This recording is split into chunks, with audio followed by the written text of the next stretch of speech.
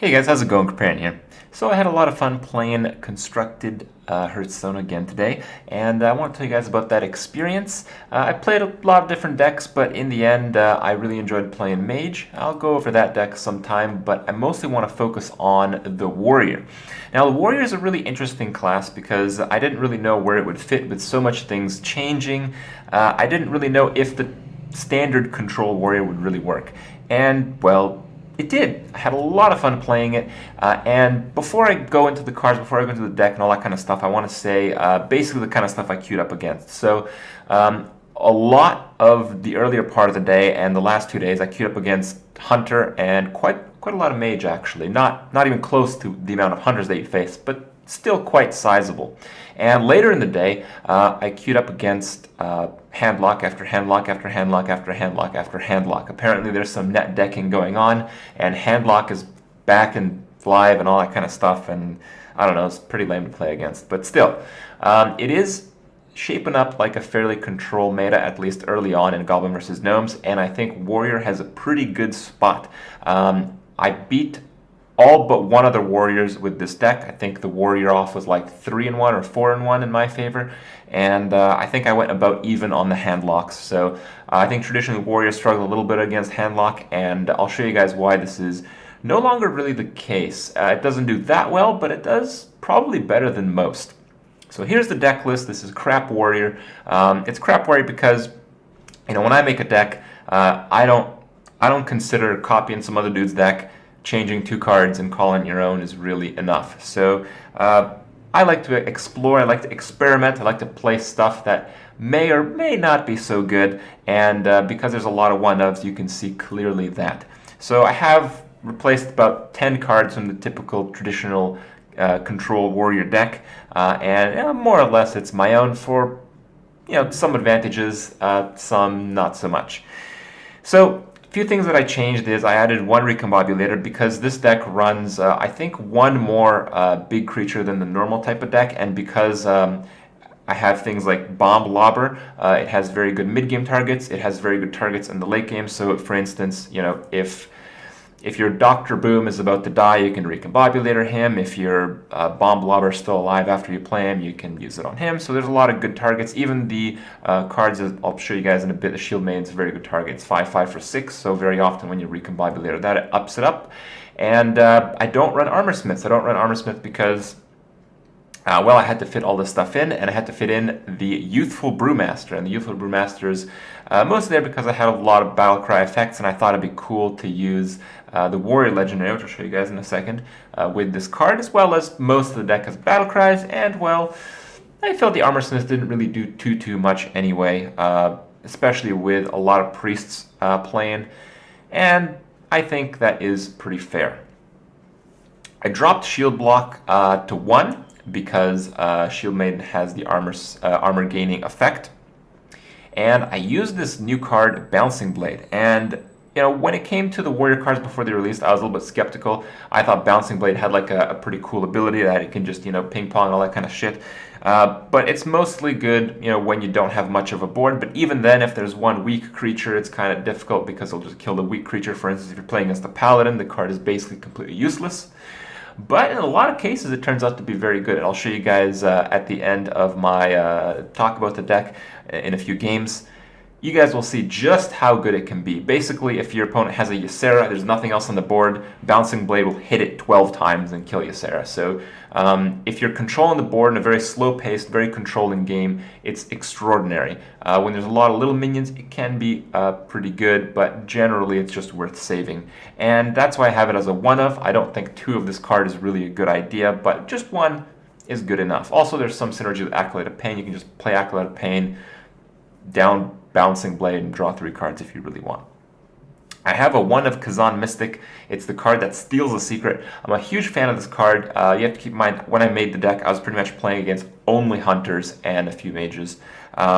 So Kazan Mystic makes it so it really screws up those classes. Like, it's a huge deal when you steal like a Mirror Entity, when you steal an Ice Block, when you steal a Freeze Trap. It just completely messes with their tempo, and especially the Hunter, it doesn't have that much card draw. So when you turn this around, it's a really big problem for them. It's an absolute game winner. And because I wasn't sure how well I'd do against Hunter with Armor Smiths, I put it in, and it paid off quite a bit. I don't think I actually lost a single game to Hunter, and I think thanks to this card in just about every one of those. I kept a lot of the one-of, like the Spellbreaker, the Brawl. Again, the Bomb Lobber. The Bomb Lobber in this deck wasn't too effective because, as it turns out, most people just play around Death's Bite, that kind of stuff. It's pretty easy to do 4 damage a lot of times in this type of warrior deck. And when you need to do more than 4 damage, usually that you need to do like 8 damage. So, you know, it doesn't really fit in very well. Bomb Lobber in general is a very good card. I just feel that with all the weapons, and because you have like kind of hard removal in Warrior, it doesn't fit that good of a spot. So, you know, I think it's worth replacing the Bomb Lobber for something else. And if you do that, maybe you can consider replacing the Recombobulator as well. Now, let's get to the good cards. So I included Iron Juggernaut, which is the Warrior Legendary released in Goblin vs. Gnomes, and it basically is a fairly poor value for a card. If you compare the stats, it's basically like a crappy Boulder Fist Ogre, 6 for a 6/5. Boulder Fist is 6 for a 6/7, and it puts a card in the opponent's deck. When drawn, it deals 10 damage to them. So you compare this to Boulder Fist Ogre. If the game ends before they draw that card, well, it's basically strictly worse. And the reality is that because the Warrior has so many stalling tools, so many controlling tools, that was actually almost never the case. I think every single time I played Iron Juggernaut tonight over, you know, more than a dozen games, I think it actually procced. The opponent drew the card and hit him for 10. And when this happens, it's basically like 6 mana for a 6/5, and you Pyroblast them at an unknown later date during the game. So because of this unknown factor, when you're up against a control matchup, the opposing player is basically forced to play as if they would draw that card. They have to consider that as a risk. So for instance, when you play against like a priest, they have to be pretty desperate not to heal past 10 life. When you're playing against a handlock, pretty much you force them to play Jaraxxus exactly on the turn that the mine hits them. And, you know, if you're really desperate, if you don't think you can win a game, you can just get your opponent to 10 life and hope they draw the mine during their next turn. And most of the time, this has been pretty successful. And I think this is basically, the Iron Juggernaut is basically the card that lets the Warrior have a chance in the matchup against the Warlock. Now, I didn't manage to Youthful Brewmaster to drop 2 mines in the Handlock's deck, but I'd imagine doing so would pretty much just give you the win. So this card is phenomenal. Originally I thought it'd just be pretty good, but the way the game is set up, the way people are building their decks, it is extraordinary. The next card is Shieldmaiden. I thought Shieldmaiden was okay. I compared it to Guardian of Kings, where it's kind of okay. Warriors can kind of gain enough armor. It's not too big a deal. But the reason Shieldmaiden is really strong, one, you can armor up and gain a body. So it's kind of like a tempo-efficient play. You can't really think of healing as tempo efficiency in general, but when it comes to Warrior, because gaining armor to kill something to use a Shield Slam, you know, that normally takes more mana. So if you wanted to play a 5/5 creature and Shield Slam something, but you needed to Shield Block first, well, it wouldn't really work. So this card, it lets you pretty much on turn 7, if you want, you can play the Shieldmaiden. You have a 5/5 body, and then you Shield Slam something for, I don't know, at least 5, right? So that sets up a very nice situation. This card is very powerful. Just because of that, it's very good life plus removal plus creature tempo, like overall tempo in the game. It's very strong. But there's a little bit of an added benefit. Because the deck is so slow, because a lot of people are playing very controlling decks on ladder right now, the Shieldmaiden replacing at least one shield block, maybe you can actually think of replacing both, I'm not so sure about that, but replacing one basically means that when it comes to the Fatigue Wars, you're going to have one extra card in your deck. And as you guys know, when the Warrior matches up against another Warrior or a Priest or a variety of other control decks, very often being one card late in the Fatigue War will actually win you the game. So it has that slight edge that very frequently you won't actually see. Another card I included that's a little bit not to say unusual, but it's not in the old Control Warrior, is Dr. Boom. And I have to say I've played Dr. Boom in a lot of decks so far. Dr. Boom is basically like the go-to 7-drop legendary in my opinion. Now some people used to play Geddon, some people still play Geddon. I think Geddon is alright. Actually I think the one Warrior game that I lost it was a Geddon match, but yeah, okay. I think Dr. Boom is just strictly the best 7-drop. If you really think about it, the 2 bombs that he spawns are 1/1 minions that blow up in your opponent's face or the creatures for 1 to 4 damage. So there's 2 of those, so it's 2 to 8 damage randomly. But it's it's your opponent's enemy it's your opponent's creatures or face that's taking this kind of damage. And yeah, it's just really good value. It's like 9/9 stats for 7, and you get direct damage, and quite a lot of direct damage. It's not targeted, you can't really compare it to like Fire Elemental, let's say, but it's around there, really. It's kind of like a 7 to cast, let's just say 8/8, deal 3.5 damage where you want it.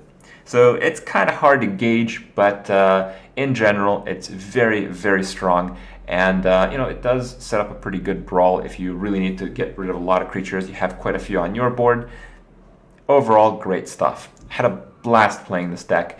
Again, I know it's not fully optimized and all that, but Control Warrior right now is in a pretty good spot, and I feel pretty good about that because just yesterday, and actually even the earlier parts of today, I was really starting to hate Ranked because it was Hunter after Hunter after Hunter after Hunter after Hunter. Oh, turn 6, kill command, you're dead. So it was just not fun.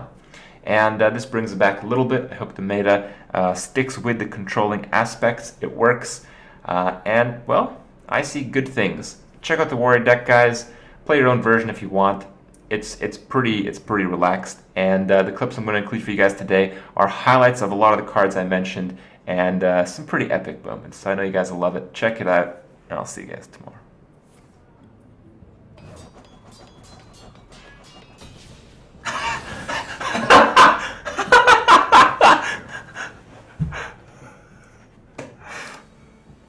Well played.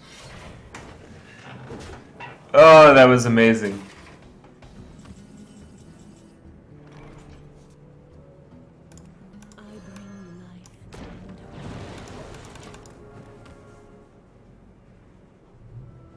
Oh shit! Combo! 25! Oh, that's hilarious.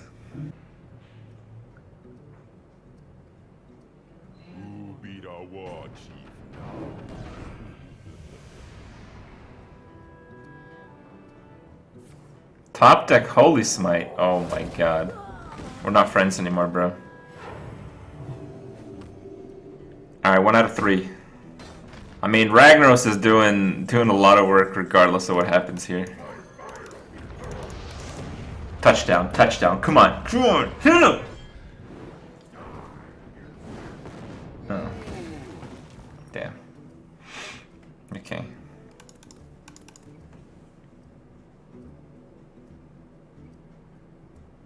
Does he have mind control? He has Sylvanas, Death Sylvanas, right? Yeah.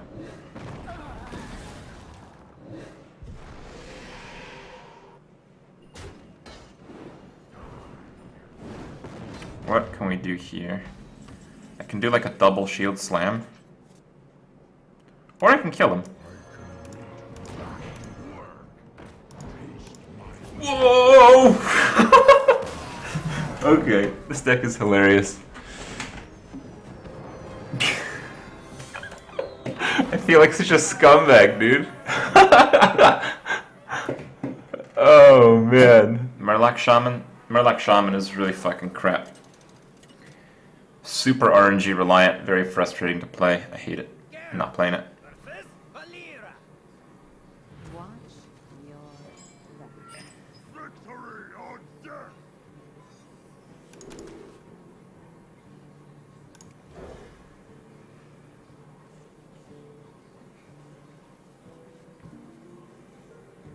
That can do some work, I guess.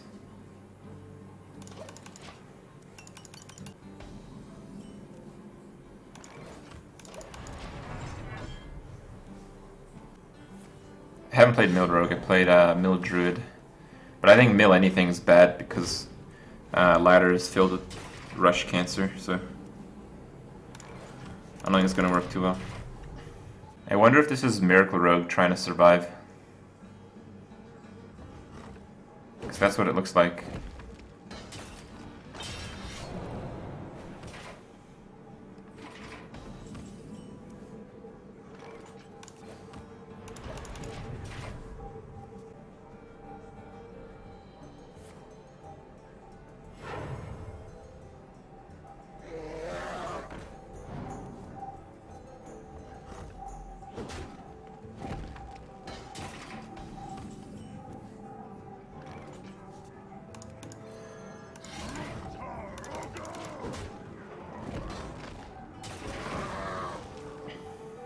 Armor dagger, armor dagger.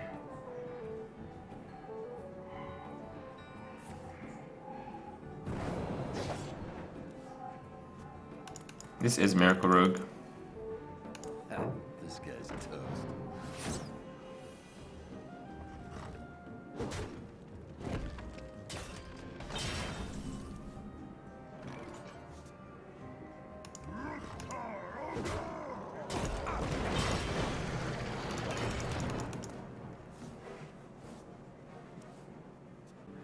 Yeah. Well, we can miracle into that mine. Sap? Yes, please.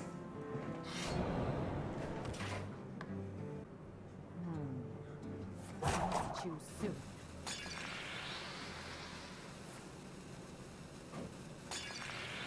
Okay.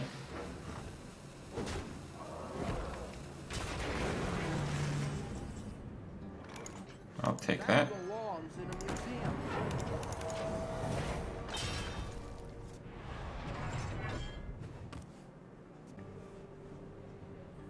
My eyes are open.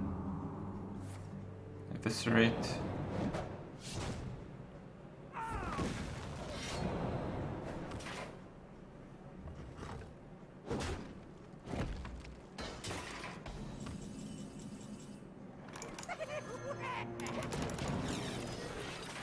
Dr. Boom!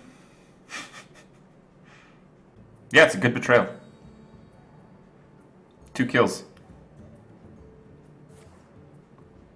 Oh, yes.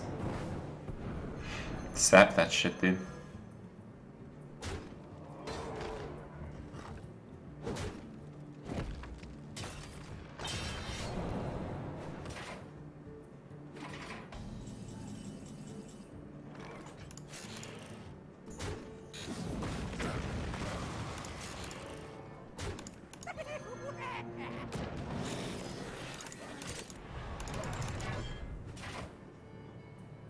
Oh!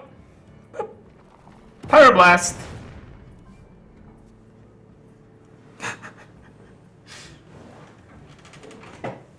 I might still be dead to like some charge, cold blood, shadow step bullcrap.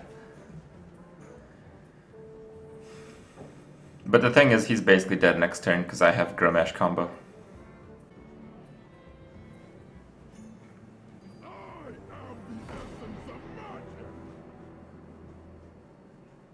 Backstab. He doesn't have conceal, he has the prep. He does have coin, he has the prep conceal.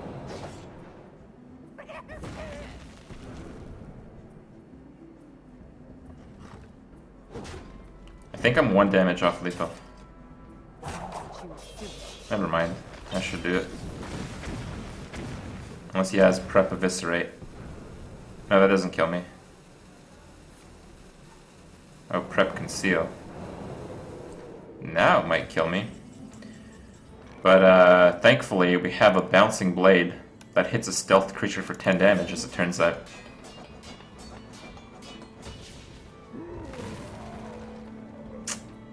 And just to seal the deal, let's just gain a shitload of armor.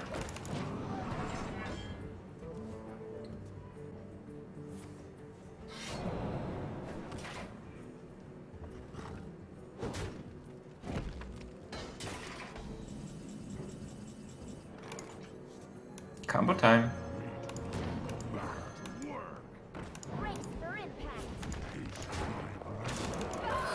Slam dunked. That's a swish. All net, guys, all net.